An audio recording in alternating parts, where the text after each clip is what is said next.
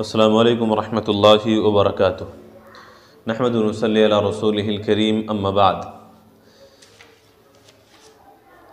معرکہ قادسیہ کے تعلق سے ہم پڑھ رہے تھے اور یہ کہا گیا تھا کہ 2 دن میں ہم اس کو پڑھ لیں گے، لیکن صفحات زیادہ ہونے کی وجہ سے اس میں ایک سبق اور مزید چلے گا۔ تو آج کا درس جو چلے گا وہ سعد بن ابی وقاص رضی اللہ تعالیٰ عنہ کے نام شاہان فارس سے مناظرہ کے لیے وفد روانہ کرنے کا حکم، یہ سرخی ہے، یہاں سے انشاءاللہ آج کا درس شروع ہو رہا ہے۔ سیدنا عمر رضی اللہ تعالیٰ عنہ نے سعد رضی اللہ تعالیٰ عنہ کے نام ایک خط میں لکھا کہ دشمن کی تیاریوں سے بالکل پریشان اور خوفزدہ نہ ہونا، اللہ سے مدد طلب کرنا اور اسی پر بھروسہ رکھنا۔ دشمن کے پاس اسلام کی دعوت دینے کے لیے تم ایسے لوگوں کو بھیجو جو فکر و نظر کے مالک، متحمل مزاج اور دلیر ہوں۔ اللہ اس دعوت کو دشمن کی ذلت اور ہماری کامیابی کا ذریعہ بنائے گا، اور مجھے روزانہ خط لکھتے رہنا، مجھے حالات سے آگاہ کرتے رہنا۔ یہ خط پا کر کے سعد رضی اللہ تعالیٰ عنہ نے اہل علم، فکر و نظر کے مالک، متحمل مزاج، دلیر لوگوں کا انتخاب شروع کر دیا، اور جن اصحاب فکر و نظر اور اسی طرح اصحاب فکر و نظر اور اہل اجتہاد اور اشراف اور معزز لوگوں پر نظر انتخاب ٹھہری، وہ یہ لوگ تھے۔ ان کے نام یہ ہیں کہ نعمان بن مقرن مزنی، بسر بن ابی رحم جوہنی، نمبر 3 حملہ بن جوینہ کنانی، نمبر 4 حنزلہ بن ربیع تمیمی، نمبر 5 فرات بن حیان عجلی، اور نمبر 6 عدی بن سہیل۔ اس کے بعد نمبر 7 مغیرہ بن زرارہ بن نباش بن حبیب رضی اللہ تعالی عنہم اجمعین۔ یہ سارے کے سارے صحابی رسول ہیں، اور جن بارعب اور وجیح اور ٹھوس جواب دینے والوں کا منتخب کیا وہ یہ لوگ تھے کہ عطارد بن حاجب تمیمی، اشعث بن قیس کندی، حارث بن حسان زاہلی، عاصم بن عمرو تمیمی، عمرو بن معدی کرب زبیدی، مغیرہ بن شعبہ ثقفی، اور معنہ بن حارثہ شیبانی رضی اللہ تعالی عنہم اجمعین۔ یہ تمام کے تمام لوگ صحابہ کرام تھے۔ یہ 14 داعی تھے جنہیں سیدنا عمر رضی اللہ تعالیٰ عنہ کے حکم پر سعد بن ابی وقاص رضی اللہ تعالیٰ عنہ نے شاہ فارس یزدگرد کے پاس اسلام کی دعوت دینے کے لیے بھیجا تھا۔ جس طرح عمر رضی اللہ تعالیٰ عنہ چاہتے تھے، بالکل آپ کی منشا کے مطابق یہ لوگ اپنے قبیلوں کے سردار اور معزز ترین لوگ تھے۔ در حقیقت ان خوبیوں کے متحمل افراد کے انتخاب کی وجہ یہ تھی کہ یہ لوگ حکیمانہ انداز، نرم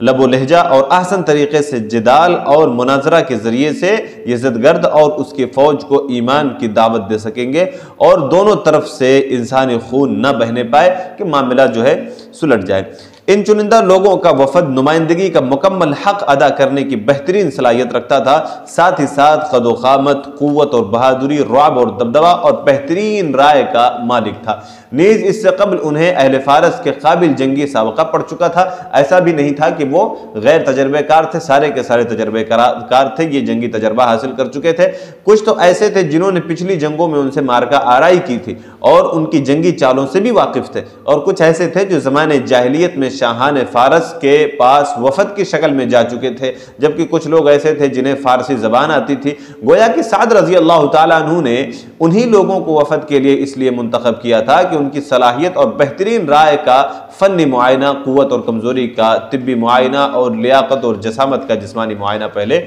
ہو چکا ہے۔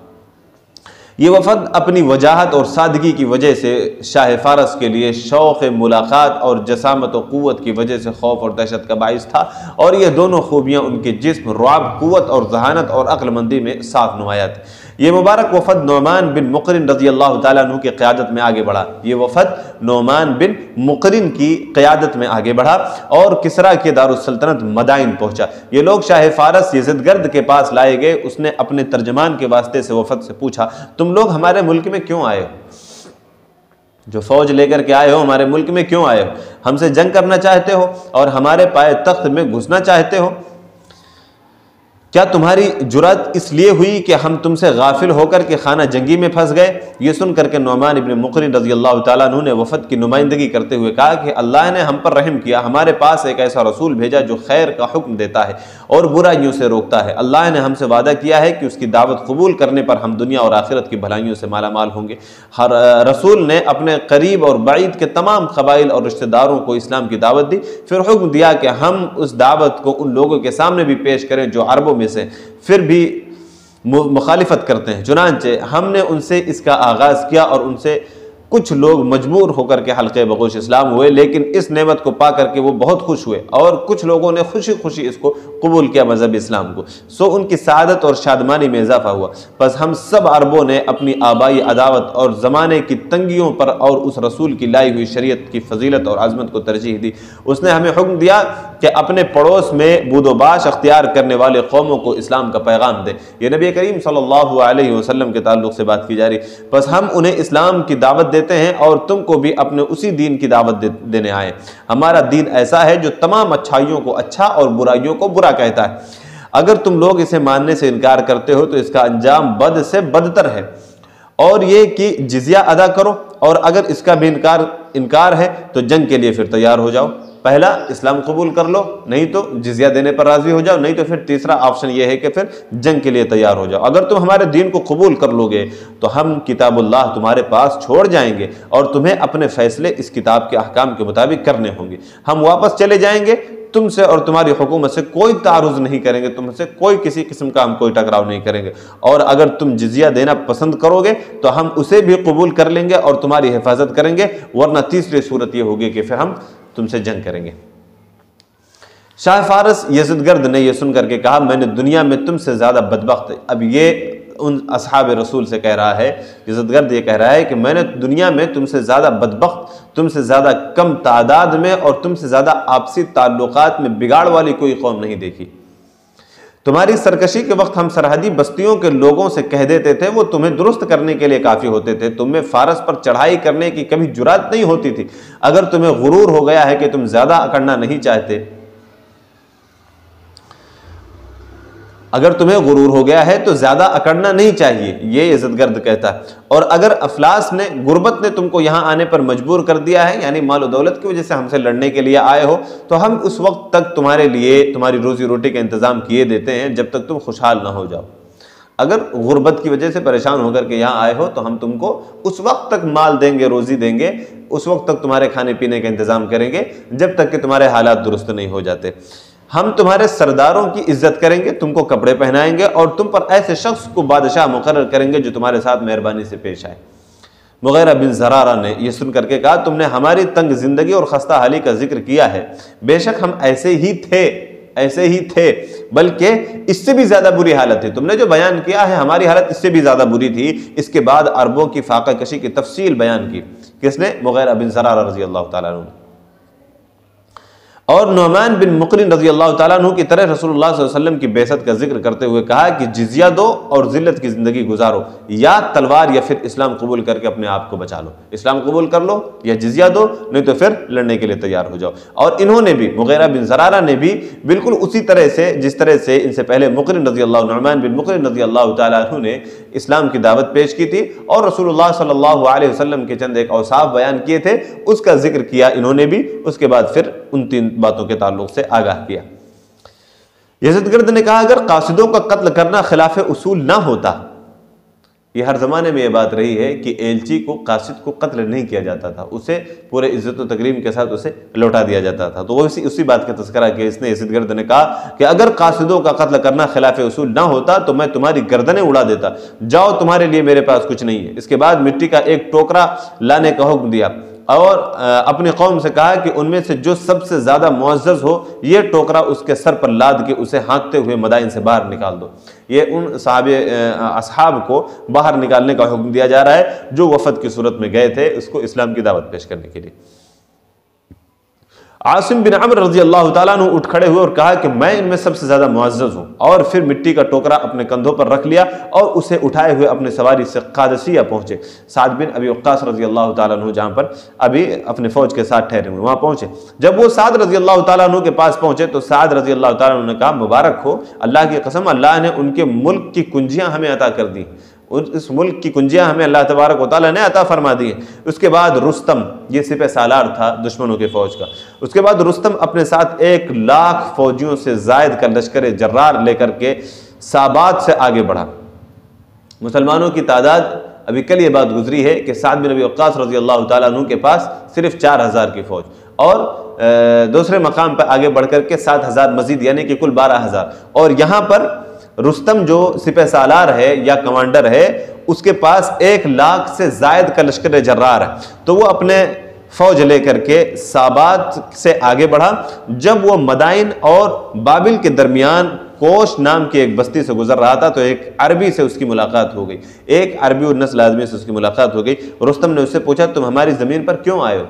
تمہاری فوج ہماری سرزمین پر کیوں آئی؟ تم ہم سے کیا چاہتے ہو؟ اس نے جواب دیا اگر تم اسلام لانے سے منکر ہوئے تو اللہ تعالیٰ کے وعدے کے مطابق تمہاری زمین اور تمہاری عوام پر ہم غلبہ چاہتے ہیں۔ رستم نے کہا کہ تب تو ہم تمہارے ہاتھوں ذلیل ہو جائیں گے، اگر ایسا ہوگا کہ تم غالب آ جاؤ ہم مغلوب ہیں تب تو ہم ذلیل ہو جائیں گے۔ عربی نے کہا کہ تمہارے اعمال تمہیں ذلیل کریں گے،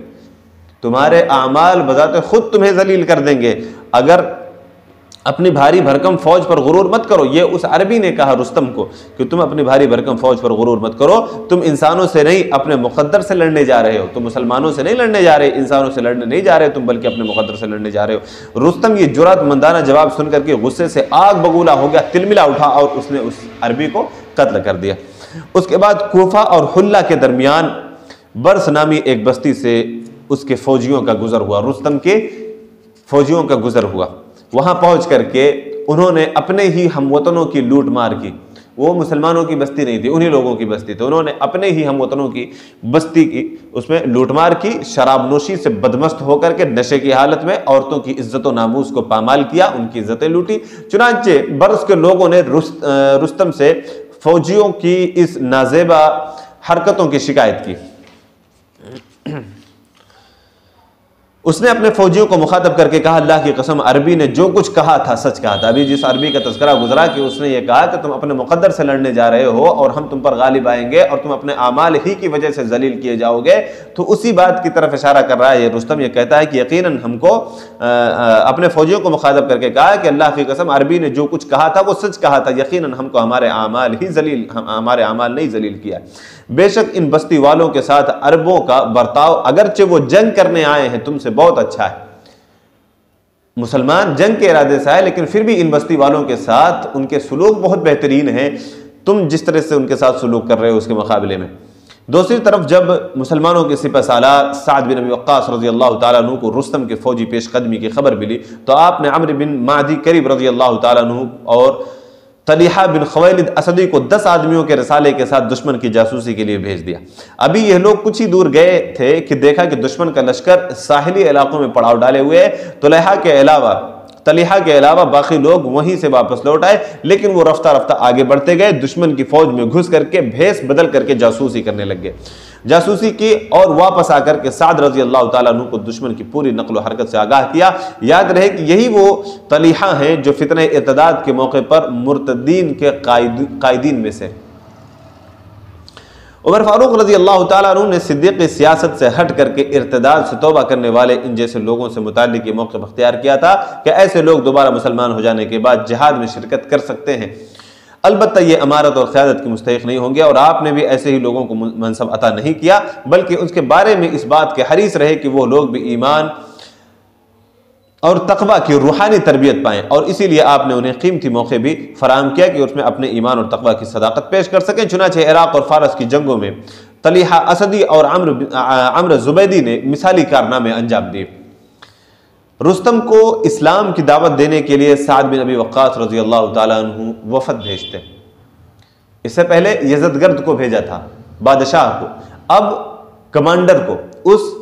سپہ سالار کو حضرت سعد بن ابی وقاص رضی اللہ تعالیٰ عنہ نے اسلام کی دعوت پیش کرنے کے لیے ایک وفد بھیجتے ہیں رستم کے پاس۔ رستم ہیرا سے اپنی فوج لے کر کے آگے بڑھا اور قادسیہ کے پل عتیق کے پاس مسلمانوں کے فوج کے سامنے پڑاؤ ڈالا۔ دونوں فوجوں کے درمیان نہر حائل تھی۔ فارسی فوج کے ساتھ 30 ہاتھی تھے۔ جب رستم قادسیہ پہنچا تو اس نے سعد بن ابی وقاص رضی اللہ تعالیٰ عنہ کو پیغام بھیجا کہ میرے پاس ایک آدمی بھیجو، ہم کچھ باتیں کرنا چاہتے ہیں، ایک آدمی کو بھیجو، ہم بات کرنا چاہتے ہیں۔ چنانچہ سعد رضی اللہ تعالیٰ عنہ نے اس کے پاس ربعی بن عامر رضی اللہ تعالیٰ عنہ کو اپنا قاصد بنا کر کے بھیجا۔ جس وقت ربعی رضی اللہ تعالیٰ عنہ رستم کے پاس پہنچے، وہ مرصع تخت، زری، گاؤ، تکیہ اور فرش دیوار پر بیٹھا ہوا تھا۔ ربی رضی اللہ تعالیٰ نے اپنے گھوڑے پر سوار ہو کر وہاں پہنچے۔ انہوں نے اپنی تلوار چتھڑے سے لپیٹی نہیں تھی، پھٹے پرانے کپڑے سے لپیٹ رکھی تھی۔ نیزہ پٹیوں سے باندھ لیا تھا، اور جب شاہی ریشمی فرش کے پاس پہنچے تو ان پر اپنا گھوڑا چڑھا دیا اور گھوڑے سے اتر کر 2 گاؤ تکیے میں اسے باندھ دیا۔ اپنے گھوڑے کو تکیے سے باندھا، یعنی کہ وہ میسج دینا چاہتے کہ تم جس کو لے کر کے اتنا زیادہ اچھلتے ہو اور جس کے لیے تم مرتے ہو پوری زندگی اسی دنیا کے پیچھے، ہمارے نزدیک اس کی حیثیت یہ ہے کہ ہم اس میں گھوڑے باندھتے ہیں۔ تو انہوں نے 2 گاؤ تکیے کے ساتھ اپنے گھوڑے کو باندھ دیا حضرت ربعی رضی اللہ تعالیٰ عنہ۔ پھر گھوڑے کے پالان کو کندھے پر ڈال کر آگے بڑھے۔ درباریوں نے ہتھیار رکھوا لینا چاہا، ہتھیار وغیرہ ان سے تلوار اور نیزہ وغیرہ لینے کی کوشش کی۔ تو ربعی نے کہا کہ اگر میں اپنی مرضی سے آیا ہوتا تو سب کچھ تمہارے حکم کے مطابق کرتا، تلواریں تم کو جمع کرا دیتا، لیکن تم لوگوں نے مجھے بلایا ہے، تمہارے بلانے پہ آیا ہوں۔ اگر میرا اس طرح آنا منظور ہے تو ٹھیک ہے، ورنہ میں واپس جاتا ہوں۔ میں اپنے ہتھیار اور اپنے اسلحے کے ساتھ جاؤں گا، اور اگر تم نے خود بلایا اور اگر تمہیں یہ طریقہ منظور نہیں ہے تو میں واپس جاتا ہوں، میں پھر بات ہی نہیں کروں گا۔ پھر اپنا نیزہ جس کی انی نیچے تھی فرش دیبا سے ٹیکتے ہوئے چھوٹے چھوٹے قدموں سے آگے بڑھے۔ نیزہ اس کی نوک، دھار والی جو نوک تھی، اسے نیچے کیا اور اس فرش پہ جو بچھا ہوا تھا اس کا وہ قالین وغیرہ، اس پہ ٹیکتے ہوئے آگے بڑھے، یہاں تک کہ جدھر سے بھی گزرے پرتکلف فرش کٹ پھٹ کر کے بیکار ہو گیا، اور رستم کے پاس پہنچ کر زمین پر بیٹھ گئے اور فرش پر اس طرح سے نیزہ مارا کہ وہ فرش کو پھاڑ کر کے زمین میں دھس گیا، اور کہا کہ ہم تمہارے شاہی فرش پر نہیں بیٹھیں گے۔ حضرت ربعی نے کہا کہ ہم تمہارے شاہی فرش پر نہیں بیٹھیں گے، اسے پھاڑ دیا۔ رستم نے پوچھا تم یہاں کس لیے آئے ہو؟ ربعی رضی اللہ تعالیٰ عنہ نے جواب دیا کہ یہاں ہم کو اللہ لایا ہے، اس نے ہم کو بھیجا ہے تاکہ وہ جسے ہدایت دینا چاہے ہم اسے اپنے بندوں کی بندگی سے نکال کر کے اللہ کی بندگی کی طرف، دنیا کی تنگیوں سے نکال کر کے کشادگی کی طرف، اور ادیان باطلہ سے سوچیں، ایک باطل پرست سے، ایک غیر مسلم سے، اسی کے آنکھوں میں آنکھیں ڈال کر کے یہ تبلیغ کر رہے ہیں اور اس کے سوال کا جواب دے رہے ہیں کیوں آئے ہو؟ اس لیے آئے ہیں کہ ہم ادیان باطلہ کے جور اور ظلم سے اسلام کے عدل و انصاف کی طرف لے آئیں، انسانیت کو، لوگوں کو ایسے مذہب سے نکال کر کے عدل و انصاف کی طرف لے آئیں جس میں عدل و انصاف کیا جاتا ہے، ایسے مذہب کی طرف، یعنی مذہب اسلام کی طرف لے آئیں۔ اس نے اپنا دین دے کر کے ہمارے پاس ایک رسول بھیجا، اس نے اللہ تبارک و تعالیٰ نے اپنا مذہب، اپنا دین دے کر کے ہمارے پاس ایک رسول بھیجا کہ اسے ساری مخلوق تک پہنچائے، لہٰذا جو اس دین کو قبول کر لے گا ہم اس کی باتیں سنیں گے، اس کی حکومت اور زمین اسی کے حوالے کر کے واپس لوٹ جائیں گے، اور جو انکار کرے گا اس سے اس وقت تک جنگ کریں گے جب تک کہ اس پر غلبہ نہ پالے یا شہادت پا کر کے جنت میں نہ چلے جائیں، لڑیں گے اس سے، یا تو فتح یاب ہو جائیں گے یا تو پھر اگر شہید کر دیے گئے تو پھر جنت میں چلے جائیں گے۔ رستم نے کہا کہ ہم نے تمہاری بات سن لی، کیا تم جنگ میں کچھ تاخیر کر سکتے ہو؟ وقت مانگ رہا ہے رستم، فوج کتنی ہے؟ 1,00,000 سے پلس ہے، اور مسلمان تھوڑے موڑے ہیں اس کے مقابلے میں، تو رستم اس کے باوجود وقت مانگتا ہے تاکہ ہم مزید غور کر لیں۔ ربعی رضی اللہ تعالیٰ نے جواب دیا کہ ہاں ضرور، ہمارے رسول صلی اللہ علیہ وسلم نے ہمارے لیے سنت چھوڑی ہے کہ اپنے دشمن کو 3 دن سے زیادہ مہلت نہ دیں، لہذا 3 دن ہم انتظار کر سکتے ہیں، اپنے بارے میں اچھی طرح سے غور و فکر کرو، اور یاد رکھو کہ وقت گزرنے کے بعد 3 دن میں سے ایک اپنانے کے علاوہ کوئی چارہ نہیں ہے۔ جو 3 آپشن تمہارے پاس ہیں ان تینوں آپشن میں سے تمہیں چننے کا اختیار ان 3 دنوں کے اندر ہی اندر تک ہے، وہ 3 دن گزرنے کے بعد پھر تمہارے پاس کوئی چارہ نہیں۔ اسلام لے آؤ، ہم تم کو اور تمہاری حکومت کو چھوڑ کر واپس چلے جائیں گے، اسلام قبول کر لو تو یہ سب کچھ تمہارا ہی ہے، ہم چھوڑ کر کے واپس چلے جائیں گے، یا جزیہ دو، اب یہ دوسرا آپشن، اسے قبول کر لیں گے اور تم سے جنگ نہیں کریں گے بلکہ وقت ضرورت تمہاری مدد بھی کریں گے۔ ظاہر سی بات ہے کہ جب اسے جزیہ وصول کیا جائے گا تو یہ پھر مسلمانوں کی ذمہ داری ہوگی کہ ان کی حفاظت کریں جزیہ وصول کرنے کے بدلے میں۔ تو ہم تمہاری حفاظت بھی کریں گے، مدد کریں گے، اور اگر یہ سب نامنظور ہو تو پھر چوتھے دن اعلان جنگ ہے۔ تیسرا آپشن یہ ہے، چوتھے دن 3 دن گزر جانے کے بعد چوتھے دن ہم تم سے لڑیں گے، مگر یہ کہ تم اس مہلت کی مدت میں اچانک لڑائی چھیڑ دو۔ مگر یہ بھی بات ہے، اگر اس 3 ایسا بھی نہیں ہے کہ ہم نے قسم کھا رکھا ہے کہ 3 دن میں تم اگر مارو گے بھی تو ہم بدلہ نہیں لیں گے، نہیں، ان 3 دنوں کے درمیان اگر تم نے اچانک سے حملہ کیا یا کوئی ایسی کاروائی کی جو جنگی کاروائی، اگر کوئی اس طرح سے کارنامہ کیا تم نے، تو اس کاروائی کے بدلے میں ہم بھی تمہارے اوپر جو ہے چڑھائی کریں گے اور پھر تم سے لڑائی کریں گے۔ میں اپنے تمام ساتھیوں کا نمائندہ ہوں۔ رستم نے پوچھا، کیا تم ہی مسلمانوں کے سردار ہو؟ ربعی رضی اللہ تعالیٰ نے جواب دیا، نہیں، بلکہ تمام مسلمان ایک جسم کی طرح ہیں۔ کتنے بہترین اسلوب میں اور کتنے بہترین طریقے سے اسلام کے میسیجز کو پہنچا رہے ہیں حضرت ربعی رضی اللہ تعالیٰ عنہ رستم کو، کہ مطلب میں سردار وردار نہیں ہوں، ہمارے یہاں کیا ہے، مسلمان میں سارے ایک جسم کے مانند ہوتے ہیں، ایک جسم کی طرح ہیں، ان میں سے ہر ایک دوسرے سے مربوط ہے، جڑا ہوا ہے۔ ان کا ایک ادنا فرد جس بات پر معاہدہ کر لے گا اس کا سردار بھی اسے مانے گا۔ اگر مسلمان کسی بات کا معاہدہ کر لے تو سردار کو بھی اس کی پاسداری کرنی ہوگی، کسی کو امان دے دے تو سردار کو بھی اس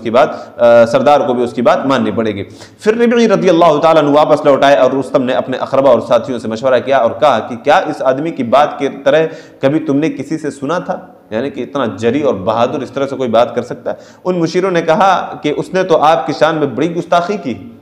آپ کے سامنے ہماری تو نگاہیں جھکی رہتی ہیں، ہم سر جھکائے کھڑے رہتے ہیں اور آپ کے اشارے پہ سارا کچھ کرتے ہیں، اس نے تو بڑی گستاخی کر دی۔ رستم نے کہا کہ تمہارا ستیہ ناس ہو، میں اس کی بات، طرز گفتگو اور بے باکی پر حیرت مند ہوں۔ تم گستاخی کی بات کر رہے ہو، میں اس کی جرات پر بڑا حیرت مند ہوں۔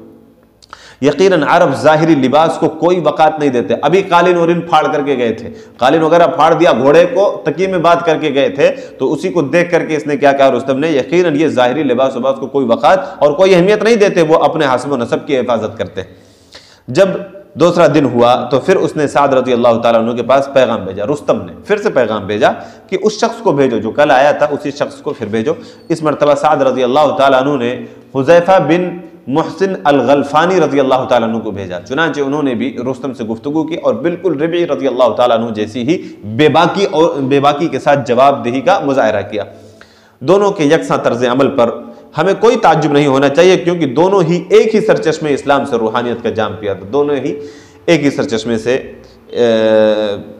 سیراب ہوئے تھے۔ رستم نے ان سے کہا کہ کل جو آیا تھا آج وہی کیوں نہیں آیا؟ حذیفہ رضی اللہ تعالیٰ عنہ نے جواب دیا کہ امیر سختی اور خوشحالی دونوں حالتوں میں ہمارے درمیان عدل اور انصاف کرتا، ہمارا جو امیر ہے، بڑا سردار ہے، وہ ہمارے درمیان عدل اور انصاف کا معاملہ کرتا، آج میری باری ہے اس لیے میں آیا۔ رستم نے پوچھا، تاخیر کا وعدہ کب تک ہے؟ جنگ بندی کا وعدہ یہ کب تک ہے، کب تک مؤخر کرو گے؟ حذیفہ نے جواب دیا رضی اللہ تعالیٰ عنہ، یہ گزشتہ کل سے 3 دن تک، یعنی جو کل بات حضرت ربعی نے بیان کیا تھا کہ 3 دن کی تمہیں مہلت دی جاتی ہے، اس دن کو لے کر کے 3 دن ہے، یعنی کہ کل کے دن چھوڑ کر کے آگے آج کا دن اور کل کا دن اور مزید تمہارے پاس ہے، یعنی کہ کل 3 دن۔ اور جب تیسرا دن ہوا تو رستم نے سعد رضی اللہ تعالیٰ عنہ سے پھر نمائندہ طلب کیا، 3 دن تک کوئی جواب نہیں دیا، تیسرے دن پھر آدمی بلانے کے لیے اس نے کہا۔ اس مرتبہ مغیرہ بن شعبہ رضی اللہ تعالیٰ عنہ نمائندہ بنا کر کے بھیجے گئے۔ آپ وہاں پہنچے تو سیدھے رستم کے تخت پر اس کے ساتھ جا بیٹھے۔ حضرت ربعی نے صرف پھاڑا تھا اور اس تکیے کے ساتھ گھوڑے کو باندھا تھا۔ اب حضرت مغیرہ رضی اللہ تعالیٰ عنہ گئے اور جا کر کے سیدھا اس کے بغل میں بیٹھ گئے۔ تمام افسران اور درباری یہ گستاخی دیکھ کر مغیرہ رضی اللہ تعالیٰ عنہ کی طرف بڑھے اور انہیں کھینچنے لگے، اس کے تخت سے نیچے اتارنے لگے۔ مغیرہ رضی اللہ تعالیٰ عنہ نے کہا کہ تمہارے گھٹیا پن کی خبریں میں پہلے سن چکا ہوں، میں پہلے تمہارے بارے میں سنتا تھا، تم سے زیادہ بے وقوف کسی قوم کو نہیں دیکھا۔ ہم عربوں کی ایسی جماعت ہیں کہ اس کا بعض فرد بعض کو غلام نہیں بناتا، ہم بعض کو غلام نہیں بناتے، مگر یہ کہ کوئی اپنے ساتھی ہی سے جنگ چھیڑ دے۔ میں سوچتا تھا کہ جس طرح ہم آپس میں ایک دوسرے کے بھائی اور غمخوار ہوتے ہیں، اسی طرح تم بھی ہوگے۔ میں اپنے طرح تم کو بھی سمجھتا تھا، میرے ساتھ تمہیں یہ بدسلوکی کرنے سے پہلے ہی بتا دینا چاہیے تھا کہ تم اپنے ہی بعض لوگوں کو اپنا رب مانتے ہو اور باہمی مساوات اور ہمدردی کا سبق ہمیں منظور نہیں۔ ہم اپنی طرح تم کو سمجھتے تھے کہ ایک دوسرے کو سب کو برابر سمجھتے ہو، لیکن ہم کو نہیں معلوم تھا کہ تم اپنے بادشاہوں کو اپنا رب مانتے ہو، اس کے برابر کسی کو بیٹھنے نہیں دیتے ہو۔ کوئی ملک اونچ نیچ کی اس تفریق اور سطحی حلقوں پر باقی نہیں رہ سکتا۔ یہ حضرت مغیرہ رضی اللہ تعالیٰ عنہ بہترین انداز میں پھر تبلیغ کر رہے ہیں اور اسلام کی خوبیاں بیان کر رہے ہیں کہ اونچ نیچ اور اس طرح سے جو تم اوپر نیچے کا معاملہ سمجھتے ہو اور یہ تفریق اور فرق کرتے ہو، اس طرح سے کسی ملک کی سلطنت باقی نہیں رہ سکتی۔ یہ سن کر کے تمام لوگوں نے کہا کہ واللہ عربی نے سچ کہا ہے۔ یہ حضرت مغیرہ کی طرف کہا کہ واللہ اس عربی نے تو سچ کہا ہے، اور جاگیرداروں نے کہا کہ اس نے ہمیں ایسی بات سنا کر کے ہم پر بہت بڑا احسان کیا ہے، تبھی تو ہمارے غلام اس کی طرف کھینچ کھینچ کر کے جاتے ہیں۔ اللہ تعالی ہمارے آبا اور اجداد کا برا کرے، وہ لوگ ہمیشہ عرب مسلمانوں اور ان کے دین کو ذلیل سمجھتے تھے۔ پھر رستم نے اپنی فوج سے خطاب کیا، نہایت ذلت اور حقارت آمیز لہجے میں عربوں کا ذکر کیا اور اہل فارس کی شوقت و قوت کو خوب سراہا۔ پھر عربوں کی فاقہ مستی اور زمانے جاہلیت میں ان کی بدحالی کا تذکرہ کیا۔ جب دیکھا کہ لوگ اس عربی کی یعنی حضرت مغیرہ رضی اللہ تعالیٰ عنہ کی تعریف کر رہے ہیں یا مذہب اسلام کی تعریف کر رہے ہیں، تو رستم نے پھر یہ چال چلی کہ عربوں کی تذلیل کی، اور پھر رستم نے پھر بہت کچھ ایسے زمانے جاہلیت کے تعلق سے ان کی پریشان حال جو زندگی گزری تھے اس کے تعلق سے تذکرہ کیا اور ان کو ان کے خلاف ابھارنے کی کوشش کی۔ مغیرہ رضی اللہ تعالیٰ نے جواب دیا، ہماری فاقہ مستی، تنگ زندگی اور باہمی لڑائی کے بارے میں تم نے جو کچھ کہا ہے وہ بالکل صحیح کہا ہے۔ تم نے جو کہا ہے کہ ہم ایسے ایسے ایسے ایسے تھے، یہ تم نے بالکل صحیح کہا ہے، ہمیں اس کا انکار نہیں ہے۔ دنیا کے حالات میں استقرار نہیں ہے، دنیا کسی ایک وقت پہ نہیں ٹھہری رہتی ہے، تنگی کے بعد خوشحالی آتی ہے۔ اللہ کی عطا کردہ نعمتوں کا اگر تم شکریہ ادا کرو تو اس کے مقابلے میں تمہاری شکر گزاری کم ہوگی۔ شکر گزاری کی قلت ہی نے تمہاری یہ حالت بنائی ہے، شکر گزاری کی قلت نے یہ تمہاری یہ حالت بنائی ہے۔ اللہ نے ہمارے درمیان رسول مبعوث کیا۔ پھر 3-4 وفد کے درمیان یہ بات بار بار گھوم کر کے آ رہی ہے۔ سب لوگوں نے اللہ کے نبی صلی اللہ علیہ وسلم کا تذکرہ کیا اور دین کی مذہب اسلام کی خوبیاں اجاگر کرنے کی کوشش کی۔ تو اللہ نے ہمارے درمیان رسول مبعوث کیا۔ پھر مغیرہ رضی اللہ تعالیٰ عنہ اپنے ماقبل دونوں نمائندوں کی طرح اس سے ہم کلام ہوئے اور یہ کہتے ہوئے اپنی بات ختم کی کہ یا تو اسلام لے آؤ۔ بہت ساری باتیں ہوئی درمیان میں، اس کے بعد پھر آخر میں فیصلہ کن بات بتلائی کہ یا تو اسلام لے آؤ یا تو جزیہ ادا کرو یا جنگ کے لیے پھر تیار ہو جاؤ۔ مغیرہ رضی اللہ تعالیٰ عنہ کے چلے جانے کے بعد رستم نے اپنی فوجی افسروں اور مشیروں کے ساتھ ایک خصوصی مجلس کی اور کہا کہ تمہارے مقابلے میں ان کی کیا حیثیت ہے؟ فوج تمہارے پاس 1 لاکھ سے تجاوز کر چکی ہے، 1 لاکھ سے زائد کے افراد ہیں ہمارے پاس، 1 لاکھ سے زائد، اور مسلمانوں کی تعداد اتنی کم ہے، تمہارے مقابلے میں ان کی کیا حیثیت ہے؟ کیا اس سے پہلے دونوں نمائندوں نے تمہارے سامنے دلیری نہیں دکھائی؟ اب یہ تعداد کے بعد پھر ان کے اندر کی جو قوت اور صلاحیت ہے اس کی طرف رستم نے اشارہ کیا کہ کیا اس سے پہلے یعنی حضرت مغیرہ سے پہلے جو 2 لوگ آئے تھے حضرت ربعی وغیرہ، تو کیا اس کے سامنے تمہارے سامنے دلیری نہیں دکھائی اور دلیل قائم نہیں کر دی کہ وہ بھلے تھوڑے ہیں لیکن بہادر ہیں، نڈر ہیں اور طاقتور ہیں؟ پھر یہ تیسرا آیا اور اس کا معاملہ بھی ان دونوں سے مختلف نہیں رہا، اس نے بھی جو کچھ بھی بات کہی وہ پورے بہادری کے ساتھ، اور اسے لگ بھی رہا ہے کہ مطلب نہایت ہی بہادر لوگ ہیں، سب ایک ہی راستے پر چلے اور ایک ہی بات کہی، سب کا میسج ایک ہی تھا۔ اللہ کی قسم یہ اپنی بات میں سچے ہوں یا جھوٹے ہوں لیکن ہیں مرد کہے جانے کے قابل، یہ اپنے وعدے میں اپنے دعوے میں سچے ہوں یا جھوٹے ہوں اس کی بات نہیں ہے، لیکن یہ مرد مجاہد ہے، مطلب یہ مرد کہے جانے کے قابل ہیں، نہایت بہادر لوگ ہیں۔ باخدا اگر یہ لوگ ادب اور رازداری میں اس حد کو پہنچے ہوئے ہیں کہ ان کے درمیان ایسا اتحاد قائم ہے کوئی قوم ان کے خلاف اپنے مقصد میں کامیاب نہیں ہوگی۔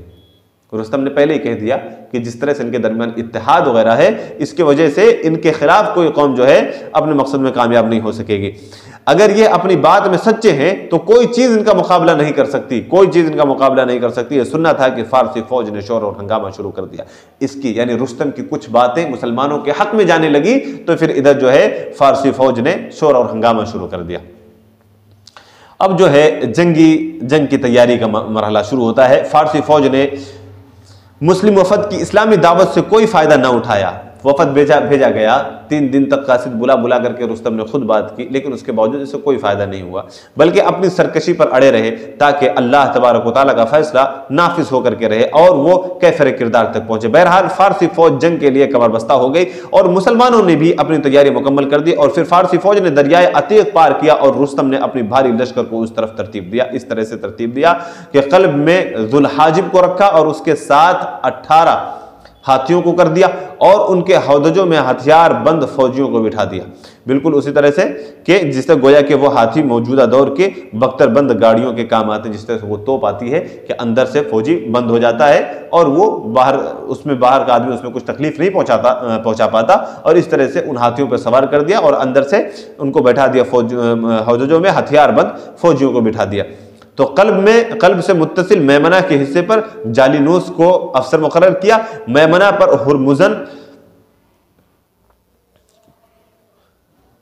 ہرمزن کو رکھا اور اس کے ساتھ 7 یا 8 ہاتھیوں کو رکھا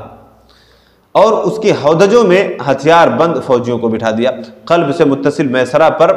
بیزان کو افسر مقرر کیا، میسرہ میں مہران کو رکھا اور اس کے ساتھ بھی 7 یا 8 ہاتھیوں کو کر کے اس کی ہودجوں میں ہتھیار بند فوجیوں کو بٹھا دیا۔ لشکر کے اس ترتیب کے بعد رستم نے شہ سوار فوجیوں کا ایک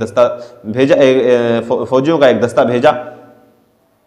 کہ وہ عتیق کے پل پر قابض ہو جائے اور مسلمانوں کو اسے عبور نہ کرنے دے، پار نہ کرنے دے، کہ وہ ایرانی فوج کی طرف نہ بڑھ سکے۔ اس طرح گویا کہ جنگی جغرافیہ میں وہ پل مسلمانوں اور مشرکین کے فوجی شہ سواروں کے درمیان حائل ہو گیا بیچ میں۔ رستم کی جنگی صف بندی کی کیفیت یہ تھی کہ شہ سواروں کو آگے رکھا اور اس کے آگے ہاتھیوں کو کھڑا کیا، دوسری صف میں پیدل لڑنے والوں کو کھڑا کیا، جبکہ رستم کے لیے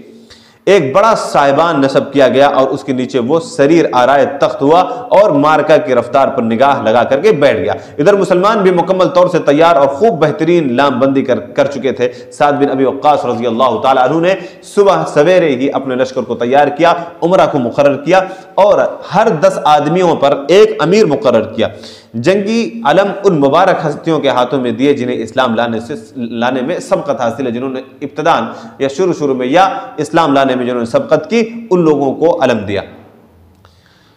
جھنڈا مقدمہ جیش ساخہ اور میمنہ اور میسرہ کو ترتیب دیا، گشتی دستے بھی تیار کیے اور کیر اور کانٹے سے لیس ہو کر پوری تیاری کے ساتھ قادسیہ میں داخل ہوئے سعد بن ابی وقاص۔ سعد رضی اللہ تعالیٰ عنہ نے اپنے لشکر کو اس طرح سے ترتیب دیا کہ مقدمہ اس پر زہرہ بن حویہ کو مقرر کیا، میمنہ اس پر عبداللہ بن معتم کو مقرر کیا، میسرہ اس پر شرحبیل بن سمت کندی ازران کے نائب خالد بن عرفتہ کو مقرر کیا، ساقہ اس پر عاصم بن عمرو کو مقرر کیا، طلائع گشتی دستے اس پر سواد بن مالک کو ذمہ دار بنایا، مجروح بے قاعدہ فوج اس پر سلمان ربیعہ باہلی کو مقرر کیا، الرجالہ پیدل فوج اس پر حمال بن مالک اسدی کو مقرر کیا، شہ سوار فوج اس پر عبداللہ بن ذی سہیمین حنفی کو مقرر کیا، منصب قضا اس پر عبد الرحمن بن ربیعہ باہلی کو مقرر کیا، کاتب جیش منشی کے لیے زیاد بن ابی سفیان کو اور فوجوں کی رسد وغیرہ کے بندوبست نیز ان میں تذکیر و نصیحت کے لیے سلمان فارسی رضی اللہ تعالیٰ عنہ کو ذمہ دار بنایا۔ واضح رہے کہ امیر المومنین عمر فاروق رضی اللہ تعالیٰ عنہ کی ہدایت پر فوج کو اس طرح سے منظم کیا گیا تھا۔ اس تنظیم اور تربیت کے ترتیب کے بعد سعد بن ابی وقاص رضی اللہ تعالیٰ عنہ مسلمانوں میں خطبہ دینے کے لیے کھڑے ہوئے اور خطبے کا آغاز قرآن مجید کی آیت سے تلاوت سے کیا کہ وَلَقَدْ كَتَبْنَا فِي الزَّبُورِ مِن بَعْدِ الذِّكْرِ أَنَّ الْأَرْضَ يَرِثُهَا عِبَادِيَ الصَّالِحُونَ، اور بلا شبہ یقیناً ہم نے زبور میں نصیحت کے بعد لکھ دیا کہ بے شک یہ زمین اس کے وارث میرے صالح بندے ہی ہوں گے، زمین کے وارث اللہ کے نیک اور صالح بندے ہوں گے۔ اور حفاظ قرآن سے کہا کہ سورہ انفال کی تلاوت شروع کریں، اور جب حفاظ تلاوت پوری کر چکے تو دیکھا کہ مسلمانوں کے دل کشادہ ہو چکے ہیں، ان کی آنکھوں میں چمک آ گئی ہے اور اطمینان قلبی کی بارش ہو چکی ہے۔ پھر ظہر کی نماز پڑھی گئی اور امیر لشکر سعد رضی اللہ تعالیٰ عنہ نے لشکر کو حکم دیا کہ چوتھی تکبیر کے بعد جنگ شروع کر دیں اور زبان سے لا حول ولا قوت الا باللہ پڑھتے رہیں۔ یہ مارکہ 4 روز تک جاری رہا، یہ جنگ 4 روز تک جاری رہی۔ اس وقت سعد رضی اللہ تعالیٰ عنہ عرق النساء کے مریض تھے اور ان کے جسم میں پھوڑے پھنسیاں نکلی ہوئی تھی، جس کی وجہ سے آپ سواری کرنے اور بیٹھنے کے لائق نہیں تھے۔ اس لیے قادسیہ میں واقع ایک محل جسے قصر قدیس کہا جاتا تھا، وہیں سے سینے کے بل تکیے پر ٹیک لگائے ہوئے میدان جنگ پر نگاہ رکھے ہوئے تھے اور فوجی افسران تک اپنا پیغام پہنچانے کے لیے خالد بن عرفتہ رضی اللہ تعالیٰ عنہ کو اپنا نائب مقرر کیا۔ آپ نے فوج میں یہ اعلان کروانے کا حکم دیا کہ سن لو، حسد نہیں جائز ہے مگر دین الہی کے راستے میں جہاد کے لیے، اس لیے اے لوگوں جہاد کے لیے ایک دوسرے سے آگے بڑھ نکلنے اور دوسرے کو مات دینے کی کوشش کرو، ایک دوسرے کو پیچھے کرنے کی کوشش کرو۔ جنگ شروع ہونے سے کچھ پہلے سعد رضی اللہ تعالیٰ عنہ کے قائم مقام خالد بن عرفتہ رضی اللہ تعالیٰ عنہ کے نیابت کے بارے میں لوگوں کا اختلاف ہو گیا۔ سعد رضی اللہ تعالیٰ عنہ نے سن کر کے کہا مجھے اٹھاؤ اور لوگوں کے روبرو کرو، لوگوں کے سامنے کرو۔ چنانچہ لوگوں نے آپ کو اٹھایا، مسلمانوں کی فوج قصر قدیس کی دیواروں کے پاس کھڑی تھی، آپ وہاں سے سر نکال کر کے خالد رضی اللہ تعالیٰ عنہ کو خالد بن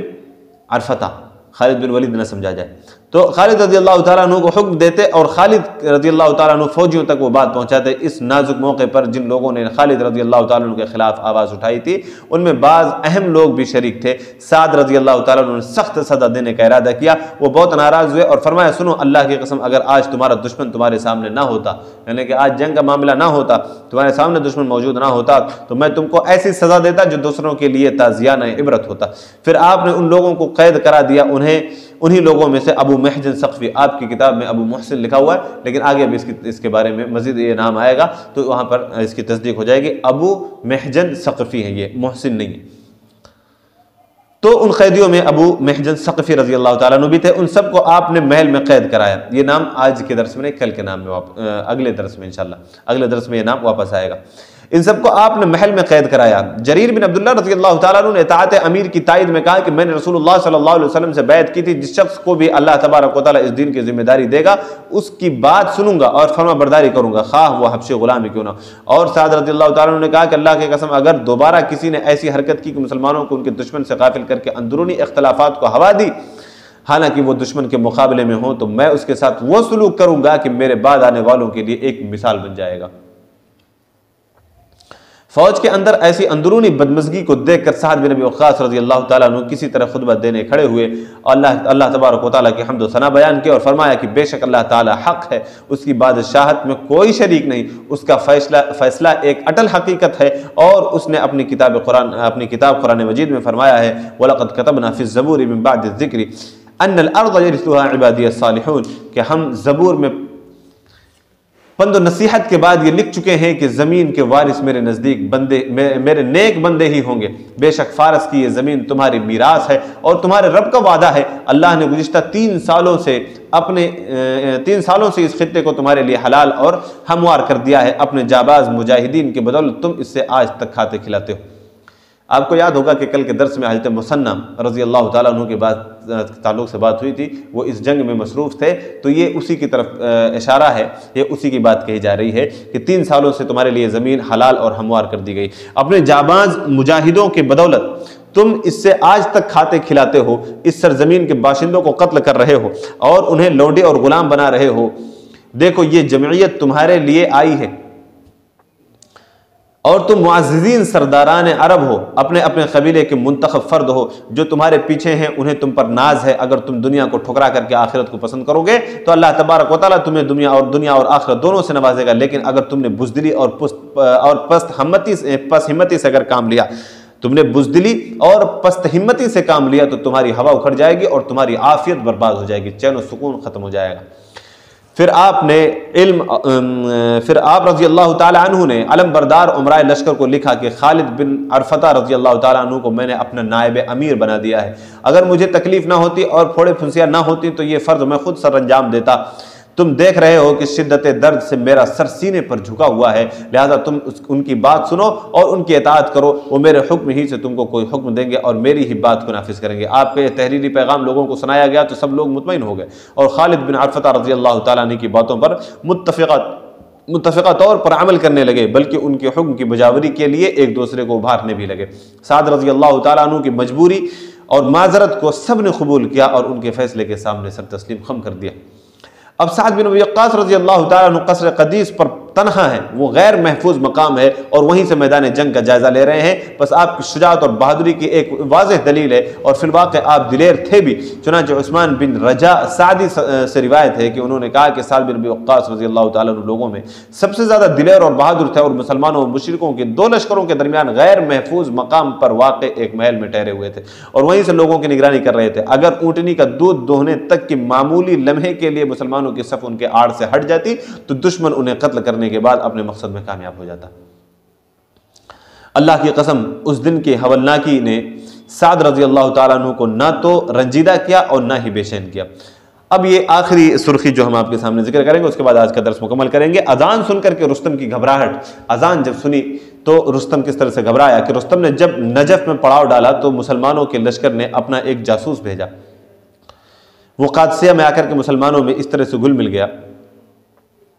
جب رستم نجف میں پڑاؤ ڈالا تو مسلمانوں کے لشکر میں اپنا ایک اس نے جاسوس بھیجا، وہ قادسیہ میں آ کر کے مسلمانوں میں اس طرح سے گھل مل گیا جیسے کہ انہی کا ایک فرد ہو۔ اس نے مسلمانوں کو دیکھا کہ ہر نماز کے وقت مسواک کرتے ہیں، پھر نماز پڑھتے ہیں، مسواک کرتے ہیں اور نماز پڑھتے ہیں اور اپنی اپنی جگہوں پر واپس لوٹ جاتے ہیں۔ جاسوس لوٹ کر اپنی فوج میں گیا اور رستم کو مسلمانوں کی نقل و حرکت اور دیگر امور کے بارے میں خبر دی۔ رستم نے ان سے پوچھا کہ وہ کیا کھاتے ہیں، اتنے بہادر ہیں، اتنا نڈر ہیں، اتنا طاقتور، کھاتے کیا ہے؟ تو رستم نے پوچھا کہ وہ کھاتے کیا ہیں؟ اس نے بتایا کہ میں نے ان لوگوں کے درمیان میں نے مکمل رات گزاری، اللہ کی قسم ان میں سے کسی کو کچھ کھاتے ہوئے دیکھا ہی نہیں، ان میں سے کسی کو کچھ کھاتے ہوئے نہیں دیکھا سوائے اس کے کہ شام کے وقت سوتے وقت اور صبح کے وقت وہ لوگ لکڑیاں چباتے ہیں۔ وہ مسواک کرتے ہوئے اس نے دیکھا تھا، اس نے مسواک کرتے ہوئے دیکھا، وہ لکڑیاں چباتے ہیں۔ چنانچہ رستم جب وہاں سے آگے بڑھ کر کے نہر عتیق کے درمیان پڑاؤ ڈال رہا تھا، اس نے سعد رضی اللہ تعالیٰ عنہ کے مؤذن کو اذان کہتے ہوئے سنا۔ اس نے سمجھا کہ شاید مسلم فوج جنگ کا بغل بجا رہی ہے، یعنی کہ جنگ کا اعلان ہو گیا۔ اس نے اپنی فوج میں اعلان کر دیا کہ گھوڑوں پر فوراً سوار ہو جاؤ۔ فوجی افسران نے پوچھا کیوں؟ اس نے کہا کہ تم اپنے دشمن کو نہیں دیکھتے، اس میں جنگ کا بغل بج گیا ہے اور وہ تمہاری طرف نقل و حرکت شروع کر دی ہے۔ جاسوس نے سن کر کہا یہ جنگ کا بغل نہیں ہے بلکہ انہیں نماز کے لیے اکٹھا کرنے والی آواز ہے۔ رستم نے جواب دیا کہ نہیں، میں نے صبح ایک اور آواز سنی، وہ عمر کی آواز تھی، میں نے ایک آواز سنی، وہ عمر کی آواز تھی جو کہ درندوں سے بات کرتے ہیں، جو درندوں سے بات کر رہے تھے اور انہیں عقل سکھلا رہے تھے۔ پھر فارسی فوج نے نہر پار کی اور جب اس پار پہنچے تو سعد رضی اللہ تعالیٰ عنہ کے مؤذن نے ظہر کے نماز کے لیے اذان دی اور سعد رضی اللہ تعالیٰ عنہ نے نماز پڑھائی اور رستم نے یہ دیکھ کر کے کہا کہ عمر نے میرا کلیجہ کھا لیا۔ یہ خوف اور یہ دہشت تھی حضرت عمر رضی اللہ تعالیٰ عنہ سے دشمن کی، اتنا فاصلے پر بیٹھے ہوئے اس کے باوجود دشمن جو ہے خوف زدہ ہے تو عمر فاروق رضی اللہ تعالیٰ عنہ سے۔ یہ سارا کچھ جو انتظام اور انصرام، جو ساری باتیں چل رہی ہیں، حضرت عمر رضی اللہ تعالیٰ عنہ ہی کے زیر نگرانی یہ سارا کچھ ہو رہا ہے۔ سعد بن ابی وقاص رضی اللہ تعالیٰ عنہ سپہ سالار اعلیٰ ہیں، ان کی نگرانی میں یہ سارا کچھ ہو رہا ہے۔ تو لہذا آج کا درس یہیں سے ختم کیا جاتا ہے۔ اللہ تبارک و تعالیٰ سے دعا ہے اللہ تبارک و تعالیٰ ہمیں ایمان و عمل کی، عمل صالح کی توفیق عنایت فرمائے۔ آمین۔ وآخر دعوانا الحمد للہ رب العالمین۔